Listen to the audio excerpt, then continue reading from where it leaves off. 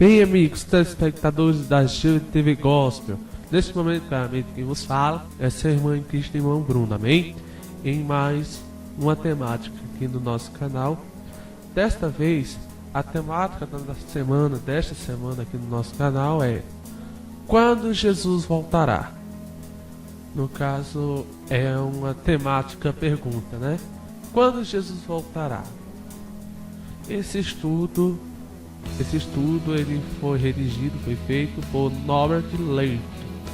Eu acho que em outros estudos aqui no nosso canal eu já mostrei uma descrição desse autor, mas infelizmente aqui no estudo em questão não botaram uma descrição do autor, então não tenho como mostrar para vocês, certo?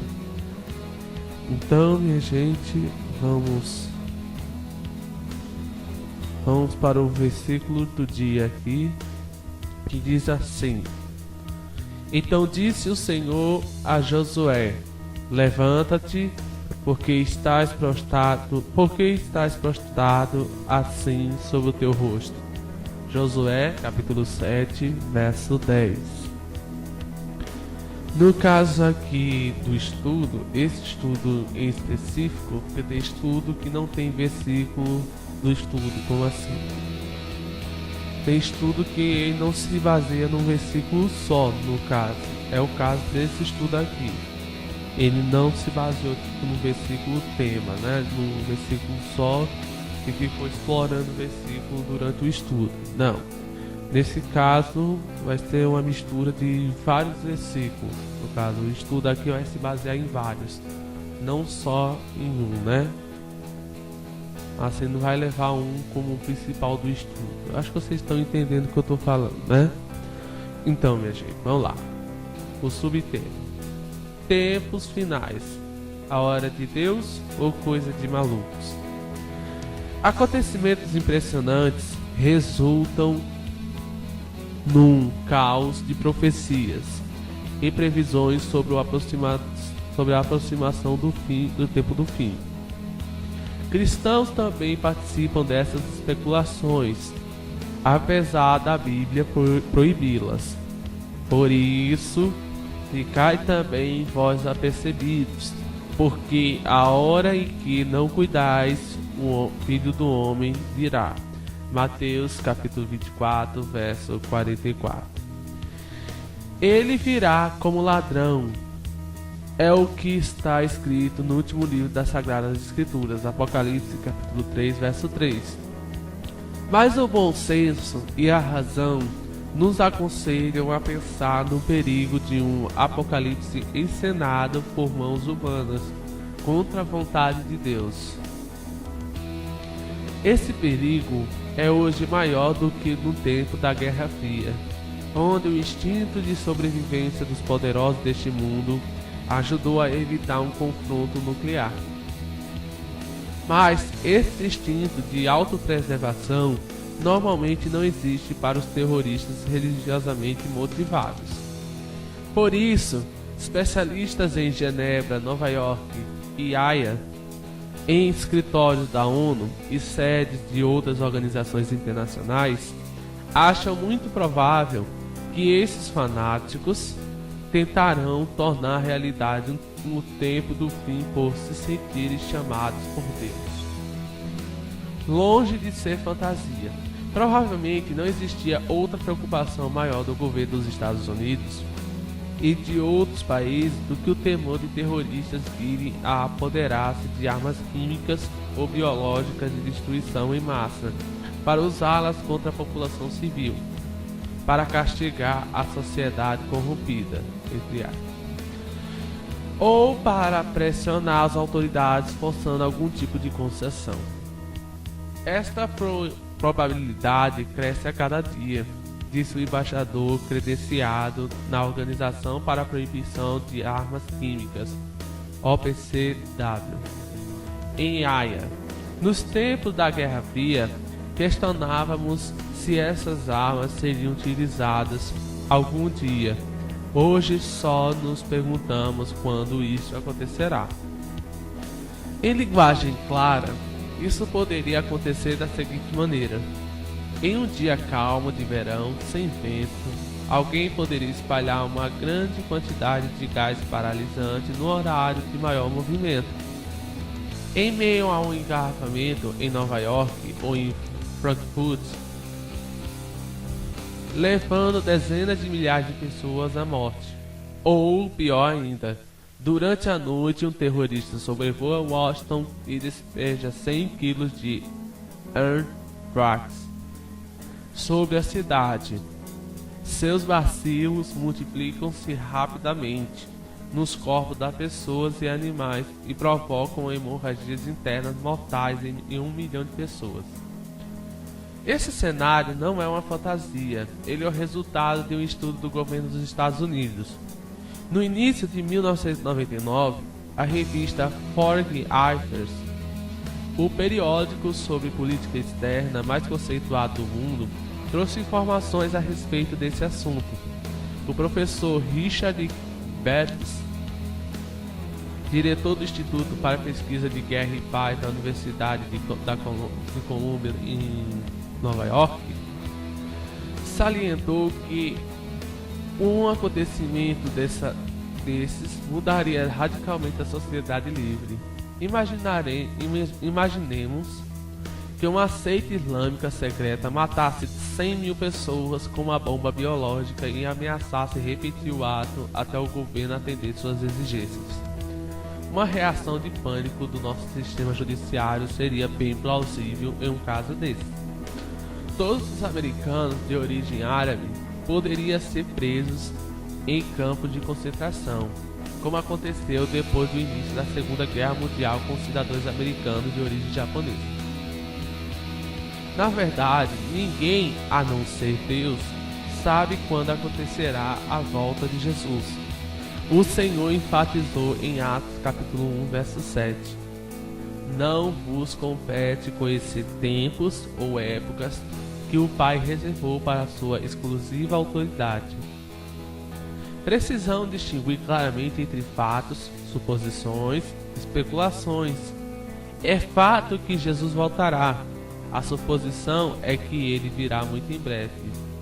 Mas seria especulação tentar marcar a data da sua volta. Em nosso século e em outras épocas, muitos já tentaram calcular a data da volta de Jesus.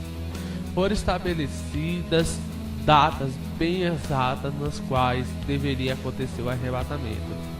Mas sem exceção, todas as previsões falharam. Mas apesar de todos esses cálculos errados do passado, muitos distantes e sérios estudiosos da Bíblia, sem pretenderem marcar uma determinada data, estão de pleno acordo que nuvens de tempestade se ajuntarão no horizonte na história da humanidade. Vivemos hoje em uma sociedade que não pode ser comparada a nenhuma outra anterior à nossa. Em nosso mundo acontecem coisas que apontam de maneira extremamente clara para a iminente volta de Jesus. Ninguém sabe dizer se isto acontecerá hoje, amanhã ou somente daqui a alguns anos. Mas todos os sinais apontam para o último grande alvo da história da humanidade. O povo judeu está novamente em sua própria terra, onde irá receber primeiramente o anticristo, sendo depois levado ao encontro do Senhor que está voltando. Assim, profecias milenares aguardam seu cumprimento final. A situação no Oriente Médio se agrava de maneira dramática, mas o clamor por paz e segurança não se limita apenas ao Oriente Médio, abrangendo o mundo todo. 1 Tessalonicenses capítulo 5, verso 3. Vivemos numa época em que é possível destruir o mundo inteiro em apenas uma hora. O cenário apocalíptico em todas as áreas se delineia de maneira cada vez mais evidente e torna-se cada vez mais provável. Está sendo construído um sistema econômico global, uma verdadeira teia, da qual ninguém mais pode escapar. e é possível que esse sistema desabe de uma hora para outra. Atualmente, uma crise em qualquer lugar do globo já abala o mundo inteiro. As catástrofes naturais alcançaram dimensões e frequências assustadoras. São cada vez mais dramáticas e se sucedem a intervalos sempre menores. O afastamento de Deus e a distância das verdades bíblicas é tão evidente e cada vez mais atrevido que fica difícil achar uma situação que se compare a ela. Alguém observou: as pessoas de hoje sabem tão pouco das verdades bíblicas que vivem suas vidas como se Deus não existisse. 2 Tessalonicenses, capítulo 2, verso 3, 2 Timóteo, capítulo 3, verso 11 e assim por diante. Na área do ocultismo, o diabo está solto. Nos meios de comunicação, no cinema e na televisão, e as pessoas são literalmente afundadas no esoterismo e soterradas por filmes de ficção científica. Alexander Solzhenitsyn, observou: os poderes do mal iniciaram sua ofensiva decisiva.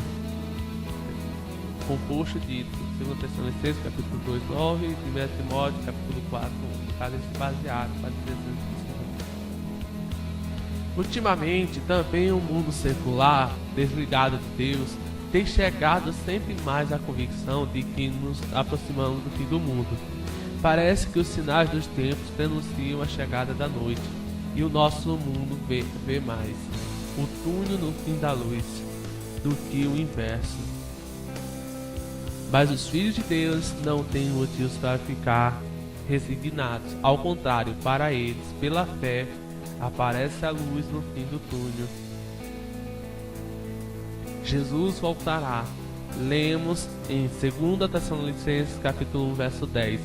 Quando vier para ver, para ser glorificado, nós, seus santos, e ser admirado em todos os que creram naquele dia, porquanto foi escrito entre vós o nosso testemunho. Até que chegue esse momento, devemos remir o tempo e cumprir nossa tarefa, para que mais pessoas sejam ganhas para o Senhor Jesus, no caso da evangelização, e para que sua igreja seja preparada para quando ele voltar. Acima de tudo, temos a palavra profética, para a qual devemos atentar como uma luz que brilha em um lugar tenebroso. 2 Pedro, capítulo 1, verso 19. Lembrando que as opiniões expressas nos artigos assinados são de responsabilidade dos seus autores. Amém? Bem, terminamos, né, minha gente? Mais um estudo aqui abençoado. Graças a Deus eu posso dizer que aprendi mais da palavra de Deus. E isso é motivador, isso mostra que realmente está no tempo do fim.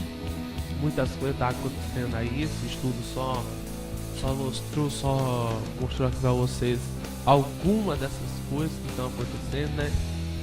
Nesse assunto há muitas especulações, mas que a palavra de Deus é a verdade, é o que mostra realmente o que vai acontecer de verdade. O mundo pode especular datas específicas, seja o que for, mas a palavra de Deus diz que como disse no estudo aí, Jesus virá como um ladrão e será de repente, não vai ser um negócio que vai ter como se calcular, vai ser um negócio, quando menos imaginar, os crentes já vão ter sido arrebatados e as pessoas que não creram, infelizmente, a realidade é essa. Não adianta eu chegar aqui e enganar você, né, minha gente? Que aqueles que não creem em Jesus, que não obedecer a sua palavra, desculpa, mas que a própria palavra de Deus diz que sem santificação o homem não verá a Deus. Então, minha gente, não tem meia conversa. A palavra de Deus é sim, sim, não, não. Então, né, você que não aceitou Jesus, reflita desse estudo Eu creio que Deus vai te abençoar de uma maneira gloriosa, amém? Então, minha gente, Deus abençoe o seu lar, Deus abençoe a sua família, fica na paz do Senhor Jesus Cristo. E se você quiser clicar em gostei para a divulgação da palavra de Deus, sinta-se à vontade. Você que não é inscrito no nosso canal e quiser se inscrever, sinta-se à vontade, vem aqui a GBTV Gospel, evangelizando o Brasil e por que não o mundo também, né, minha gente? E você, quando for se inscrever no nosso canal, tiver interesse em se inscrever no nosso canal, quando clicar em inscrever, aí no nome inscrito, né, que vai aparecer o nome inscrito, aí ao lado tem uma engrenagem, tipo uma engrenagemzinha, aí você clica nela e coloca obter notificações e salva, né?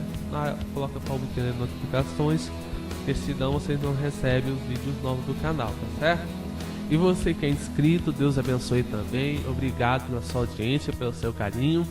Deus abençoe o seu lado, Deus abençoe a sua família. Aqui que se despede é seu irmão em Cristo, irmão Bruno, em mais uma temática aqui do nosso canal. Deus abençoe. Fique na paz do Senhor Jesus. Amém.